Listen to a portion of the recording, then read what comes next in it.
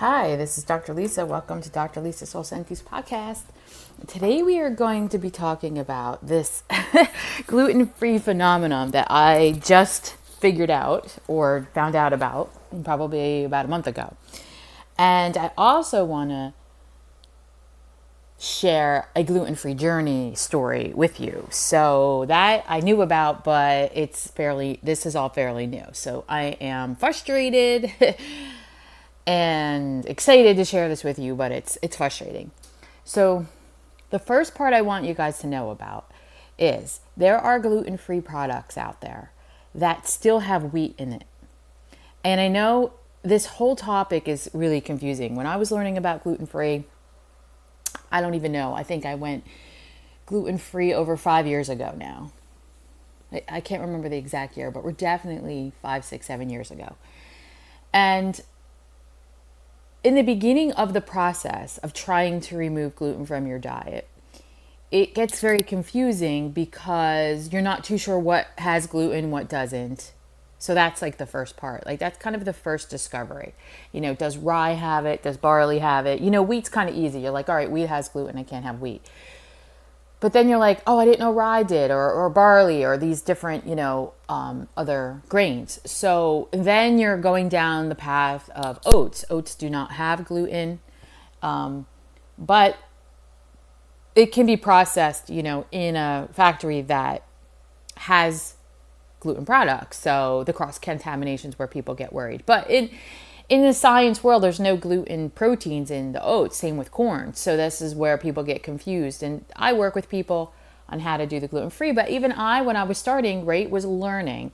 And then you have the next phase where you kind of go into things where you're like, all right, well, what other words, are wheat? Like what other words are derivatives of this field? So, you wouldn't put rye in like the wheat field, but you start looking at different grains and you look at different words, like the word wheat starch, when it's on a box, things like that. And you start exploring those things. Then the next phase is, okay, I'm eating gluten-free things. I'm swapping out, let's say, my pasta, that's made of durum wheat, which you can't have because it has gluten, or a semolina, which you can't have because it has gluten. So you start going to the gluten-free pasta and you look at the ingredients, and it might say, I'm just going to say, I'm going to pick off the top of my head. It might say rice flour or potato flour. And you're like, okay, I could have rice, I could have potato. I ran my food sensitivity test. I'm good with rice, I'm good with potato. So this pasta is going to be okay for my gut. And you have it. And you might do that with crackers, right? You might do a rice cracker or an almond cracker, almond flour. And even like in baking, you might say, oh, I really just want some cupcakes for a holiday. I haven't had cake in the year.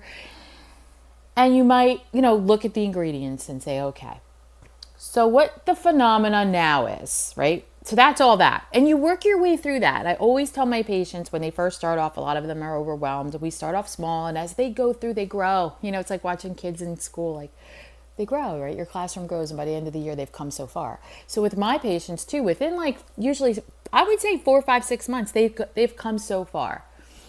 And if my follow-up patients, the one that sticks with their follow-ups, the ones that are really working on their health, they introduce things to me. And so it's really fun to watch them grow. And they do get very far with their health. It's amazing. But here's the new thing. Ready?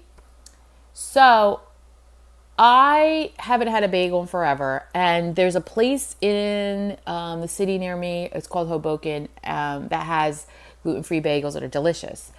And then a deli down the street, and I'm at the Jersey Shore, so my little area is kind of off the beaten path. And there's this deli that he's making gluten-free bagels. And we are all like, you know what? I know gluten-free food is processed. That's a whole nother thing. It's not really the healthiest stuff, but neither is a bagel. A bagel really isn't healthy, right? It's a bunch of empty calories. So we're just like one day, like we're just all craving a bagel. And so that place had one for me. So the girls in my office, we went there, they brought it in, and it tasted really good, and it was thick, right? Usually the gluten-free stuff's flat, it's missing something. It's not so great. They're okay, the gluten-free stuff. Some things I think are you just can't compare them to the actual wheat stuff. But anyway, this bagel is really good. It really was. And it was thick. You guys know what I mean, right? You're shaking your head, driving your car right now going, yeah, the gluten-free stuff's so flat. This wasn't. This was thick. It was a nice bagel. It was a little chewy, had that little chewiness to it that the gluten-free stuff had. But it was good. And I haven't had it in so long, so I was like, oh my gosh, this is so great. And my stomach didn't feel right like the next day or like 2 days later. I was kind of like off. And I was like, And we, of course, did that one more time in the office. We're like, let's get this bagels again, right? And because you're kind of getting down that addiction, right? Gotta be careful. And my stomach was off. And my front desk girl, she's gluten-free. Her stomach was off. And we were both like, what? What's up in the bagel? So, of course, I was talking to the guy in the deli. And I was like, well, how do you make them? And he's like, oh, no, I order them. So this is the first thing I want you guys to understand. A lot of the gluten-free things you're starting to buy in all of these places I see all over like Instagram. And this place has gluten-free, and this place has gluten-free. And this is wonderful that we have a choice. I'm not downplaying that. Please don't think that. Because I started this 7-8 years ago, or 6 years ago. I can't remember the exact date. And it was harder because there wasn't any choice. So I understand that we are blessed to have these choices. But I want us to understand maybe why you're not getting better, because there's some of these tricks going on. So you have all these places now that are gluten-free, right? And a lot of them order the stuff from gluten-free companies, and they're getting them like wrapped up, right? So the pizza, the cauliflower pizza, they're all using the same crust, right? So it's processed, it's frozen, whatever. They're not making them. I thought he was making the bagels. He's not. He's ordering them from this company. I can't remember the name of the company, but I went online, and it's a California company. I'm in New Jersey.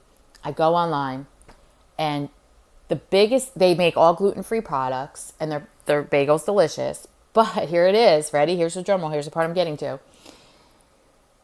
They have an allergen warning on it, and it says wheat allergy. And I was like, what?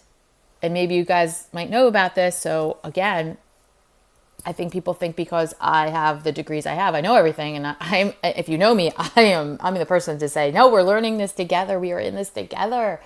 There's no way any of us know everything. So I'm like, allergy, wheat, it's gluten-free. It has to be wheat-free. I mean, what? What are they putting in here? So I start reading the ingredients, and it's wheat starch. Wheat starch is the ingredient that's in there that's making it taste yummy, right? That's making it rise. And I was like, oh my gosh, there's wheat in here. And then I was like, I didn't know that they could scientifically remove just the gluten proteins from the wheat. So if you're let me back up here. Wheat is like, think of a pearl necklace, and the necklace is the wheat. So the whole necklace is wheat. All the little white pearls are the proteins that make up wheat. Okay? So let's repeat that. The necklace is the wheat, and all the little white pearls are the proteins that make up, or the peptides that make up wheat. 75% of those are gluten, and 25% of those are wheat, which is why I just assumed they removed the wheat from the gluten-free food. I didn't know scientifically now they're removing just the gluten-free proteins or peptides, and they're leaving the wheat proteins. So you might say, who cares? If I can't eat gluten, I'm still going to have the wheat proteins. Yippee, yippee, Dr. Lisa, they moved the gluten proteins. They figured it out. So on my food sensitivity test, we break down all these peptides. We get super, super specific because there are people who don't get better just because they're gluten-free, right? There's just a problem. I'm taking out gluten, and there's still an issue. Well, here you go. This is what was happening to me and to my, it was happening to my office manager. I can't remember which person it was happening to, but it's happened to both of us. And here's the thing. So when I do the testing, I test a whole gluten panel, which is just the little white pearls in the wheat that are just gluten proteins and gluten peptides. That's how we break them down. So all those little white pearls, 75% of them, we test. We see if you have a reactivity to those. That's how specific my testing is. But then the next panel we do, guess what? We test the 25%, the other 25%. We test just the wheat, proteins and peptides. So there's the non-gluten, right, pearls, and there's the gluten pearls. And I didn't know they could divide them in the food, but here it is. If you react to both of those panels, you cannot have wheat starch, which is me. I reacted to the gluten proteins. I also reacted to wheat proteins. So I can't have a gluten-free product that still has the wheat proteins in it. Now, that's not everybody. I have patients that just react to the gluten proteins. So now in my conversations and all my talks, I have to break this down for my patients and explain this, and I show them the panels. And if they have a panel that's clear, they can have wheat proteins. I'll be like, look, if you eat a gluten-free product and it says wheat starch, and I know there's going to be a new word at some point, but anything with the wheat, you can have it. But if they have red in that panel like I did, you cannot. So you trying these gluten-free products, which are still processed, by the way, and a lot of them are man-made and frozen and ordered. So that's a whole nother thing. But they might have wheat in them. So I just want you guys to know that. I have people that sometimes are like, oh, I'm not getting better. And I'm like, well, we have to really dive into what they're eating, and we really break it down. And this is a part that literally I just came across over like a month ago. So this is new to me. I hope if it's new to you, I want to bring it to you. So I hope you could use this information. Okay. So that's the first story I have for you. The second story is I went to Italy. Yay. I did. And I know if you're currently my patient or my friend, you know what I'm about to say in this, but hear it again, just hear it out. And you could, comment what you think too. I put these on social media. You can let me know, or you can DM me on social media. So I went to Italy. I'm full Italian. I'm 100% Italian. My husband's 100% Italian. Our kids are 100% Italian. So this was a really big thing for us because we've had this plan for a while and it kept getting canceled, and we just haven't been there as a family. And so I was super excited because my patients that have been coming in, many of them, not all of them, but many of them have said to me, Dr. Lisa, I go to Italy, or I go to, Greece, I go to Israel, I go to France, and I eat the bread. I eat it. I eat the wheat, and I don't have any problems. So we all have different problems. Mine happens to be, like an explosive diarrhea. I hate to say it, be graphic, but mine's like an irritable bowel diarrhea thing. I've had people that have colitis, where it's, it's kind of explosive, but they have blood coming from it. I have people that are completely constipated. I have people that go back and forth. And when you know that you have I have people that get migraines. I have people that get skin issues. I have people that get yeast issues. There's all different things, right? I get people that get pain, like that diverticulitis pain. Bloating, that's a big thing. When they go there, they keep telling me they're fine. Absolutely fine. They ate the pasta. They ate the pizza. They ate the crepes. They ate all the stuff. And they're totally fine. And they feel amazing when they come back. So when they come back, they think, okay, well, I guess I'm over it. I don't know. I just feel amazing. And they start eating the bread here, the wheat here, the products here, and it comes back. They get sick again, and it just starts right up. So I landed in Rome, and I was like, all right, kids, I'm going to go for it. And they're like, Mom, start now. And we landed right in Rome. My son had a focaccia. I haven't had focaccia. Oh my God, in years. And I'm Italian. I love it. I know a lot of people who aren't Italian who love it. And he's eating in front of me, and I'm like, I'm taking a bite. And we're in an airport, mind you. So I took a bite, and I was like, oh my gosh. Not only did it taste amazing because I haven't had the wheat taste in so long in my mouth, but just the flavors and it was so good. And I only had a bite. And they're like, you're really going to do this? And I'm like, yeah, when we get to the restaurant tonight, I'm going to have a pasta. I'm going to do it early on in the trip because if I have a reaction, in a day or two, because food sensitivity, you can eat something like on a Monday and have a reaction on a Wednesday, right? Or a Thursday. So it's like a 72-hour window. So I said, I'm going to start off right in the beginning and I'm going to have this. And unfortunately, if I get a reaction, it might be when we're on a train going to another city and I'm going to be regretting it, but I'm going to try it. So that was the decision that I made. And you know where this is going, right? You know where this is going. And I wanted to share this on my podcast. I'm going to put it up on social media, pictures of me eating all this stuff. So I did. And the whole trip I ate carbs, guys. I ate carbs the whole entire time. I'm usually a vegetable person, and I'm usually like a little bit of meat with that, or a plant protein, I should say a protein with it. I don't really like meat too much. But I'm really a fruit and vegetables person. And I did go to a market and get some fruit. I don't think I really had many veggies except this one broccoli. They called it rape, but it was like a broccolini, but it's their turnips that I fell in love with. So I was eating a lot of that. But my point is, I had every kind of pasta you could imagine. I had focaccia probably for breakfast and snack in the afternoon, and I definitely had their pizzas. And I was in my glory because, again, not only have I not had this in so long, right? Think about that. I haven't had just normal pizza or a focaccia or a bowl of pasta that's wheat. You know, that taste, that awesome taste. I haven't had that in years, let alone I'm having it for the first time in Italy, which, by the way, is the best food. I was in southern Italy. I have to clarify that. Best food I've ever had in all the travels I've been in, any place I've been in America or any of these other countries I've traveled to. This was by far the best food I've ever had. So here's the thing. Like, I didn't have to run to the bathroom. I was on trains and planes and taxis and, you know, I don't think the only thing I didn't do was a boat because of the weather didn't allow for it.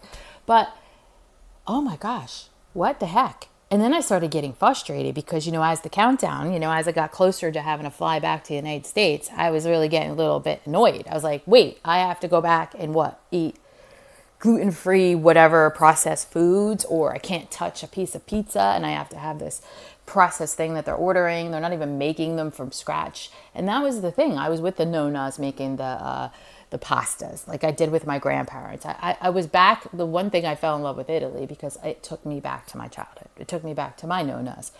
And I really felt, and my husband did too, we just had this nostalgic thing that, you know, it's like these memories pop up in your head and this connection and this nostalgia that you didn't really remember because you're so little. Like, there's just little things that it just was amazing for us. We really, really fell in love with it. And everything's fresh. You know, they're making the pastas right there and they're making the bread right there. And it's just amazing. And so when I got back here, so you're going to laugh because I'm going to wrap this up for you, but I'm going to leave you with this. Yeah, I did. I know what you're thinking. I did do it. I did it. I did. I brought pastas back. I had I threw them in our carry-on. We threw them in our luggage. I didn't bring flour back. I was a little bit not too sure about that, but I had made friends in Italy, and I have friends in Italy too, so they're hooking me up with the flour. So here we go. Here's going to be my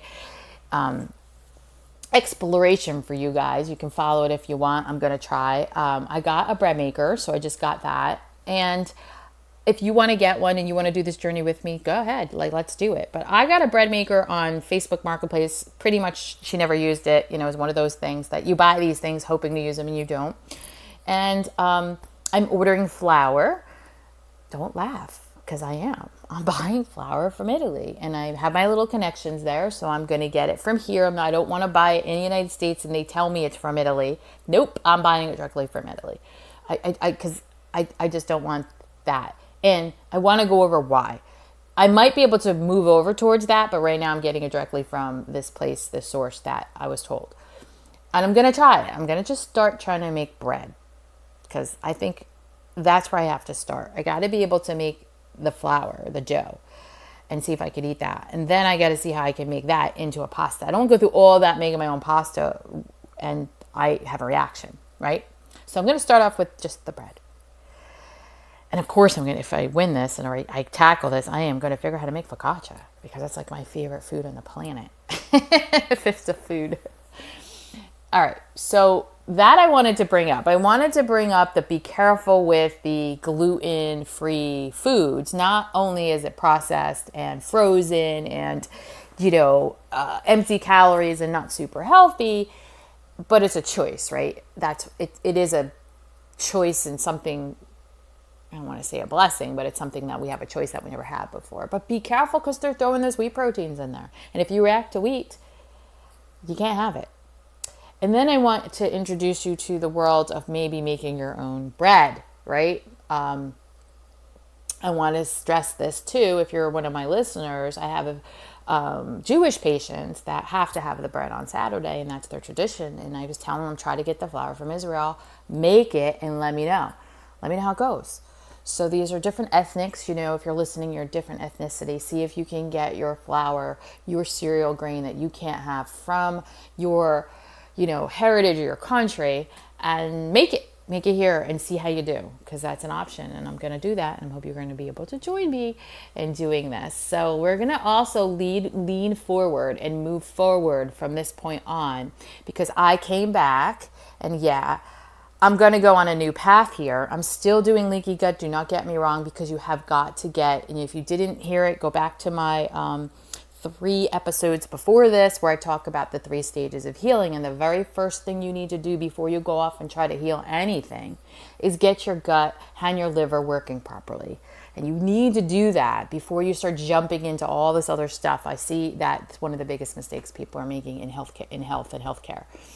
And so I'm going to help people with challenges, and we'll have some master classes, and we're going to have some online courses that you can do to get your gut and your liver going. If you don't have the ability or the time or anything to work one-on-one with me, we're going to be offering these easier, go at your own pace type of things, these courses. And we're also going to look forward and move forward into trying to do maybe a membership where you can do a 6 month or a year, and you can have all the information kind of given to you every month at a slower pace. So, and I'm there in the community to help you. So it's all going to be different things. I'd love to hear what you think about that, or what you think would work best for you. I might be sending out an email to ask my followers what they think, but I would love to hear what you think about that. So that's the Italy thing for me. And I'm going to put some pictures up on social media, so you might get a laugh at me eating all this stuff, all the carbs. And let me tell you, although we did a ton of walking, as you know, when you go to Europe, so that's part of it. But I did lose weight. My stomach never bloated. My stomach got flat. I felt amazing. So yeah, it's really frustrating when you eat that fresh. So that's going to be my challenge of moving forward, that we eat fresh, that we start paying attention to the toxins in the food here in America. Oh, that's the things I wanted to say. I'm sorry. The toxins. So that's what I want to leave you with. Because you might be listening to this and going, well, why? Why is that? So I was talking to some people in Italy, and I was talking to people over here too that go back and forth, and we were talking about food. And I know that you guys might be following Robert Kennedy, RFK. And he's doing his best I can in the government that we have, trying to remove foods, but he's up against some big oligarchy companies, and it's super challenging. So I want to give you the responsibility and put the power and control into your hands to be able to start paying attention to a lot of the toxins that are in the American foods, and do the best that you can as he's trying to fight for you. Do the best you can in your home. And that's where I'm going to move forward too, is we're going to look at this, because here's what I've learned about the wheat, and you might know this, but I'm going to leave you with this. So the wheat, and I have a blog article on this if you want to go to drlisasulsenti.com, and there is an article on wheat. I think the name of it is Wheat Your Friend or Your Foe, and there's actually a podcast on it way in the beginning, probably in the not the top 10, but episodes 1 through 10, I think it's in there. But here it is, because I've done the research, and then we were comparing Italy versus the United States, because I was in Italy. But when it's here, the wheat in the United States, the first thing you're going to do is plant the seed, and the seed is already genetically modified. We're pretty sure.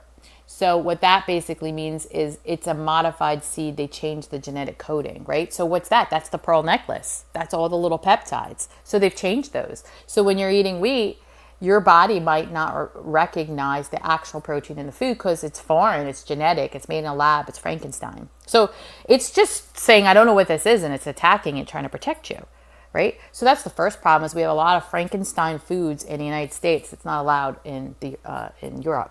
That's number one. So now we grow it. We grow the Frankenstein wheat, and now we're growing it. They spray the heck out of it. Roundup is one of them, the herbicides, the pesticides, they spray the crap out of it. So that's another thing you could be reacting to in the wheat products, is the actual pesticides, herbicides. So that's another thing you could be reacting to, right? So then they take it off, they harvest it, right? They bleach it, which they do not do over there. And that's the one thing I learned when I was there. They don't bleach it, right? They don't spray it. I don't know about the spraying. They didn't get into that, but I know it's not genetically modified. And I know I was told they don't bleach it. If you want to correct me on this, you can, but I was talking to people there about their pastas and their things, and this is what I was learning. So, again, take this for what this is worth. And when you buy the pastas and you're looking at the flours in the store, it doesn't say enriched. It doesn't say bleached flour. So maybe they have some of it, but where I was, and I was in the boot, they didn't have that. I was in these small little villages. So it was like, it wasn't bleached. When you look at the flour in the United States, it'll say bleached, which they literally, read my article, they bleach it. So they strip it. Think of bleach, and they take out all the good stuff. They take out fiber, vitamins, things like that, which is hard to believe, but that's the next word that you're going to see, fortified. And cereals are like that. Go up and down the cereals aisles if you don't believe me. They're so proud of it. They fortified it with vitamin D or whatever, but that's fake. It's synthetic. Like, you should be able to eat wheat like you do in Italy that comes from the field. It's the actual wheat that your body knows, and it has its own nutrients. You don't need fake nutrients in it. The fact that they're putting fake nutrients into the food means that they did something to remove the good nutrients, the real ones. So that's as far as I know. I'm sure that then they color it with dyes, and then they add all the other crap in the product because they're going to make the product, right? If they're going to make bread or goldfish or crackers or cookies or cakes or bagels or muffins or pancakes and waffles and all that garbage, read the ingredients, what they do more stuff to it. So this is one reason why the wheat is so different between the United States and it's Italy. My love. I absolutely love that place. So there you go. I wanted to leave with you. I'm sorry I went a little bit over. I try to keep these short and sweet, but that is my gluten and my wheat story for you. Thanks for listening, and stay tuned for the next one.